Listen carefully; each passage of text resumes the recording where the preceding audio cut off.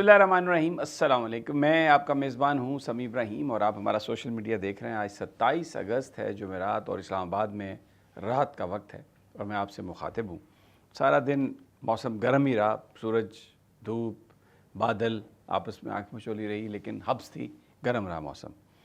जो ख़बरें हैं वो पिम्स की सूरत हाल पर मैं अपडेट देता हूँ आपको। वही ड्रामा टेंट वाला, वहाँ पे सेक्रेटरी, वो आपको पता चल चुका होगा। वो जो सेक्रेटरी साहब हैं वो भी बड़े ख़ास आदमी हैं और बड़े भरपूर अंदाज में वो पिंडी के कमिश्नर भी रहे हैं पहले, तो उनकी भी मैं आपको बताऊंगा कि क्या उन्होंने किया। लेकिन बहुत सारी चीज़ें सामने आई हैं जिसमें जो लवाहकीन हैं उनकी तरफ से बहुत सारे लवाहकीन का ये इल्ज़ाम है कि बच्चे गायब कर दिए गए हैं, उनकी बॉडीज़ नहीं मिल रही। और कोई सवाल एक ये है कि कोई डॉक्टर जो है वो या कोई नर्स इस वाक़े में क्यों जाँ बाक नहीं हुई, उसको किसी को नुकसान क्यों नहीं पहुंचा, वो बच्चे क्यों चले गए। बड़े ये अजीब व गरीब किस्म की तावीलें हैं, क्या सराइयाँ भी हैं। लेकिन ज़ाहिर है जैसे कल ये कहा जा रहा था कि जब हुकूमत फॉर्म 47 की हो और बैठने वाले लोग मेरिट पे ना हों, उनके कहते हैं ये जो पिम्स के जो एग्जीक्यूटिव डायरेक्टर हैं उनका किसी बड़े आदमी से बड़ी दोस्ती है, तो फिर वो जवाबदेही नहीं है। और अभी तक ना वो कहते हैं कि अखलाकी तौर पर कोई जवाज़ पैदा हुआ है उनके किसी इस्तीफ़े का, और ना कोई कानूनी जवाज़ है, और वो बिल्कुल इस्तीफ़ा नहीं देंगे। ये मैं पिम्स वाला मामला जो है ये मैं आपके साथ सारा अभी डिस्कस करता हूँ। फिर आपको इमरान खान साहब की जो पटिशन है, जो 18 अगस्त का ऑर्डर है, जो तौहीन अदालत हुई, उस पर 16 सितंबर सुप्रीम कोर्ट ने केस फिक्स किया। लेकिन आज एक और दरख्वास्त डॉक्टर अज़मा के वकील ने दी है और बड़ी इंटरेस्टिंग है। उसमें जो कुछ कहा गया है वो तो सारी जो रिस्पॉन्सिबिलिटी है वो Yahya Afridi chief justice of Pakistan पर है। लेकिन हुकूमत के क्या अज़ाइम है, किस तरह वो सुप्रीम कोर्ट से ये दरख्वास्त लेके कहीं और ले जाना चाहती है, वो भी मैं आपको बताऊंगा। असल जो इम्पोर्टेंट ख़बर है वो कहते हैं कश्मीर, वादी जन्नत कश्मीर, कहते हैं वहाँ पर एक जादूगर आ गया। वाक़यातन वो कहते हैं जादूगर है।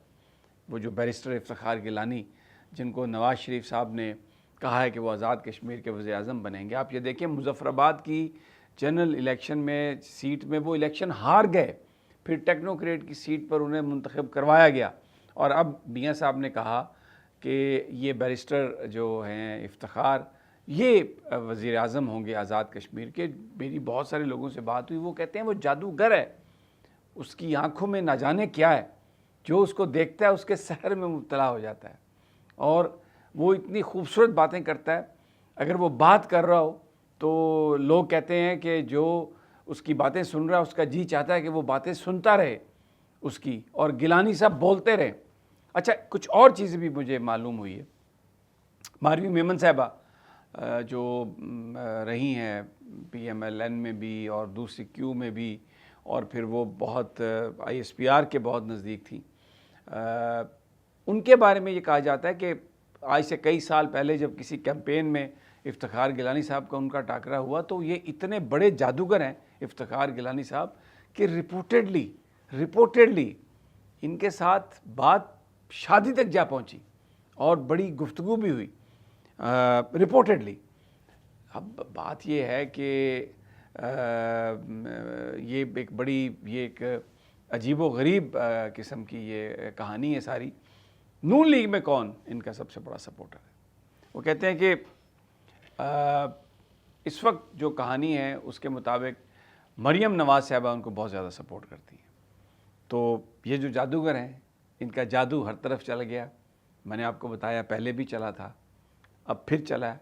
मतलब ये सारी बातें जो मैंने पहले की बताई हैं रिपोर्टेड हैं, लोग बताते हैं। मेरे पास इसका कोई एविडेंस नहीं है, ना ही मैं कोई इल्ज़ाम इस पर लगा रहा हूँ। तो लेकिन मुस्लिम लीग नून के फ़ारूक हैदर साहब और शाह गुलाम कादर, उन्होंने इसको मुस्तरद कर दिया है।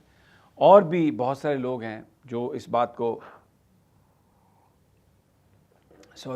बात को मानने के लिए तैयार नहीं है, और उनका ये कहना है कि ये नहीं इनको वज़ीर-ए-आज़म एक्सेप्ट करेंगे। कुछ जो इनसाइडर्स हैं वो कहते हैं कि वो सारे सियासी लोग हैं, और मियाँ साहब ने ये अथॉरिटी दी है कि सख्ती से निपटना है पॉलिटिकल एक्शन कमेटी से। तो उसके लिए बंदा वो चाहिए जो एक्शन कमेटी से जिसका कोई ताल्लुक़ ना हो, जो सियासी अंदाज में ना सोचता हो, जो बस ऑर्डर पर अमल दरामद करे और बस बंदूकों के मुंह खोल दे। ये اندر سے بات آ رہی ہے، لیکن مسلم لیگ نون کے جو لوگ ہیں وہ کہتے ہیں کہ نہیں، ہم اس کو تسلیم نہیں کریں گے اور افتخار گیلانی صاحب کو وزارت عظمیٰ نہیں ملے گی۔ اب لیٹس سی کہ کیا ہوتا ہے۔ ابھی اجلاس بھی ایک دن آگے چلا گیا ہے، ایک اور یعنی جو لیجسلیٹو اسمبلی ہے اس کا، اور اب دیکھتے ہیں کہ ادھر نون لیگ کا بھی اجلاس کل پھر ہوگا، تو دیکھتے ہیں کہ اس میں کیا فیصلہ ہوتا ہے۔ لیکن ابھی تک تو یہ کہا جا رہا ہے کہ ایک جادوگر آیا، وہ آیا، اس نے دیکھا اور اس نے فتح کر لیا۔ یہ جناب آزاد کشمیر کی صورتحال ہے۔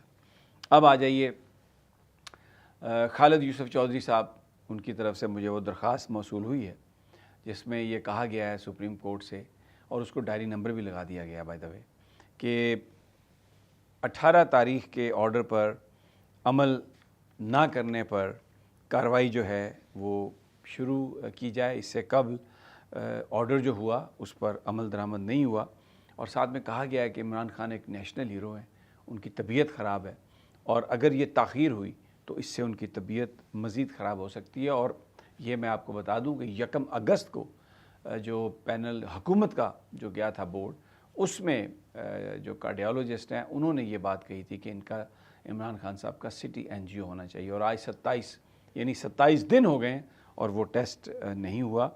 اور پٹیشن میں یہ کہا گیا ہے کہ اس لیٹر اینڈ اسپرٹ میں جو آرڈر جس طرح آیا تھا اسی لیٹر اینڈ اسپرٹ میں اس پر عمل درآمد ہونا چاہیے، کیونکہ یہ جو عمل درآمد نہیں ہو رہا اور یہ جو آرڈر اگنور کیا جا رہا ہے، اس سے پاکستان کے جوڈیشل سسٹم پر ایک بڑا سوال اٹھ رہا ہے، اور یہ عمران خان کی زندگی اور صحت کی بابت ہے، اور اس کی جو تاخیر ہے اس پر عمل درآمد کی، اس کی وجہ سے بڑی پیچیدگیاں جو ہیں وہ پیدا ہو سکتی ہیں۔ اور یہ جو 16 سپٹمبر کی تاریخ کی گئی ہے، یہ لمبی تاریخ ہے، اور یہ جو طوالت ہے اس کی، یہ کوئی جسٹیفائی نہیں ہوتا اس سے۔ اور یہ بھی کہا گیا کہ کوئی اس وقت پالیسی نہیں ہے، جوڈیشل پالیسی ایسی نہیں ہے جو اس سماعت کو فکس کرنے سے روکتی ہو، کیونکہ یہ it's about liberty, it's about human life, اور اس میں کہیں پر بھی یہ